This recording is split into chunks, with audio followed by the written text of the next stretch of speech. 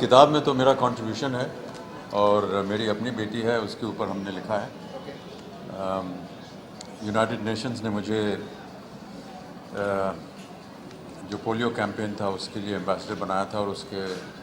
सफलता के बाद गर्ल चाइल्ड के ऊपर भी मुझे एम्बेसडर बनाया है और हम सब मिल कर के इसी लक्ष्य में काम करते हैं कि जो नारी जो है वो देश की 50% शक्ति होती है, उसको उसका हक, उसका कर्तव्य मिलना चाहिए। और मैं अपने लिए ये केवल इतना कह सकता हूँ कि मैंने तो कभी अपने स्वयं परिवार में बेटी और बेटा में कोई अंतर नहीं रखा है और कई बार मैं ये कह चुका हूँ कि मृत्यु के बाद जो कुछ भी मेरा छोटा मोटा होगा वो आधा आधा पूरा मैं बेटी और पुत्र को दोनों को दूँगा। कोई फ़र्क नहीं है। मैं तो ऐसा मानता हूँ कि बेटी जो होती है वो कई तरीक़ों से वो एक सैक्रिफाइस करती है, क्योंकि जिस परिवार में वो पैदा होती है वो मानती है कि वो उसी का घर है। फिर जब उसका ब्याह हो जाता है तो उसे जा कर के एक दूसरा घर बसाना पड़ता है और इस तरह से मैं मानता हूँ कि नारी जो होती है उसमें ज़्यादा शक्ति होती है, क्योंकि दो तरह के उसको एक जीवन बिताने पड़ते हैं, फिर उसको अपना घर बनाना पड़ता है और नारी के लिए घोंसला बनाना सबसे अहम उसके मन में प्रतिक्रिया होती है, बात भी होती है और किस तरह से वो आकर के जिस घर में वो ब्याही है उसे अपना घर बनाना पड़ता है। ये सारी चीज़ें हैं, बहुत सारी अच्छी अच्छी बातें हैं नारियों के बारे में। इस तरह की संस्थाएं जैसे कि प्लान इंडिया है और जिस तरह से काम ये कर रही हैं, ये केवल इसी ध्येय और लक्ष्य से कर रही हैं कि नारी को एक ऐसा दर्जा दिया जाए, उनकी देखभाल की जाए। निर्भया कांड जो था वो बहुत ही घिनौना कांड था और मेरा ऐसा मानना है कि समाज भी बहुत सचेत हो गया है। जब निर्भया कांड हुआ तो आपने देखा कि सड़कों के ऊपर वो लोग निकले जिनके पास कोई राजनीतिक लक्ष्य नहीं था या ना ही उन्हें किसी ने प्रोत्साहित किया था। उनको स्वयं लगा कि ये समाज के खिलाफ एक काम हो और किस तरह से उन्होंने सरकार को, सिस्टम को प्रभावित किया कि वो एक न्याय निकालें, एक कानून निकालें। और मैं समझता हूँ कि इस तरह की और कार्यक्रम होंगे और जब कभी भी मेरी आवश्यकता पड़ेगी किसी चीज़ को बढ़ावा देने के लिए तो मैं हमेशा सामने आऊँगा, क्योंकि मैं समझता हूँ कि जब तक समाज में ये बदलाव नहीं आएगा तब तक समाज जो है वो एक स्तर पे पहुंचना चाहिए जहां पर उसे नारी को स्वीकार करना चाहिए कि वो 50% शक्ति है देश की। मैं अपनी बेटी से बहुत प्यार करता हूँ। जब इस किताब के बारे में भी मुझे अप्रोच किया गया था तो भी मैंने यही कहा था कि मैं सचमुच इस बात से सहमत हूँ कि बेटी जो होती है वो शक्ति होती है और शक्ति कोई ऐसे धार्मिक रूप से मैं शक्ति नहीं कह रहा हूँ, मतलब एक स्ट्रेंथ होती है और एक बाप से आप पूछेंगे तो आपको बता देगा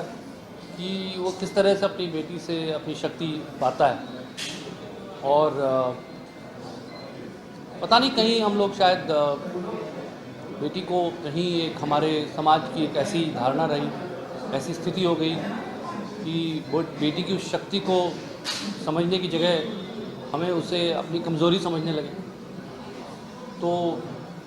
आज देख लिया आपके सामने इतनी जर्नलिस्ट हैं खड़ी होती हैं। आजकल सारे जर्नलिस्ट तो एक्चुअली जर्नलिज्म ही बंद हो जाएगा अगर लड़कियां ना हो तो मेरे हिसाब से। तो आजकल जो समाचार लोगों तक पहुंच रहे हैं वो भी लड़कियों की वजह से ही पहुंचते हैं। कुछ दायित्व निभाने के लिए मुझे लगता है कि वो तैयार होती है हमेशा और माँ बाप भी शायद अंदर से कितना भी बेटा बेटा करते हो लेकिन बेटी पर इतना ज़्यादा रिलाय करते हैं, इतनी स्ट्रेंथ उनको मिलती है कि वो आप चाहे वो बोले ना लेकिन अंदर से वो ये महसूस करते हैं। और मुझे लगता है कि मैं खुशकिस्मत हूँ कि मेरी एक प्यारी सी बेटी है और उसकी वजह से मुझे जीवन के बहुत सी चीज़ें दिखाई दी हैं, मैंने समझी हैं। जीवन को समझने के लिए एक बेटी का होना बहुत ज़रूरी है, वरना आप ज़िंदगी को नहीं समझ पाएंगे। एक समाज जो है उसकी वो कितना बड़ा समाज है, कितना अच्छा समाज है, उसका सबूत इसी चीज़ से मिलता है कि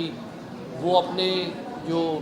वल्नरेबल एंड्स हैं, बच्चे हैं, बूढ़े हैं, उन्हें कैसे उनका ध्यान रखता है। और ख़ासकर बच्चे जो कि इतनी खूबसूरत भगवान की एक हमें गिफ्ट होती है। मैंने लिखा था तारे ज़मीं पर में कि ये तो नूर है बरसे अगर तेरी किस्मत हो बड़ी, ये तो आशा की लहर है, तो उम्मीद की सहर है, खो न जाए ये तारे ज़मीं पर। तो वो मैंने लिखा था उस वक्त, और मैं अभी ये बिलीव करता हूँ कि हमें बच्चों को अच्छी शिक्षा देने के लिए, उनको एक सुरक्षित माहौल देने के लिए ये हमारी जिम्मेदारी है। हमें अपने को एडल्ट होने कहने का कोई अधिकार नहीं है अगर हम अपने बच्चों का ध्यान नहीं रख सकते और उनको अच्छी दुनिया नहीं दे सकते, खूबसूरत दुनिया नहीं दे सकते। तो मैं इस चीज़ का बहुत मुझे अफसोस है कि ऐसी चीज़ें हमारे समाज में होती हैं जिनसे हमारा शर्म से सिर झुक जाता है। मुझे तो समझ में भी नहीं आता वो लोग कौन होते हैं जो बच्चों के ऊपर जुल्म कर सकते हैं, क्योंकि बच्चे को देखकर तो एक ही ख्याल आपके मन में आ सकता है कि ये फूल है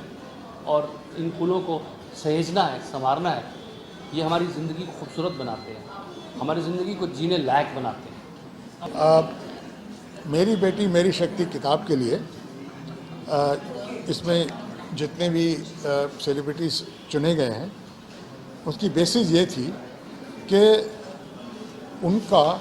अपनी बेटियों के साथ किस तरह का रिश्ता रहा है और किस तरह से उन्होंने अपनी बेटियों को आगे बढ़ने के लिए उत्साहित किया है, किस तरह से उन्होंने अपने बेटियों को सशक्त बनाने की कोशिश की है और किस तरह से वो दूसरे लोगों के लिए एक यूँ कहना चाहिए कि रोल मॉडल बने। और ये जो सेलिब्रिटीज़ चुने गए हैं वो they are from various categories. They are socialites, they are sports people, they are from cinema, they are academics, they are industrialists, from all walks of life, including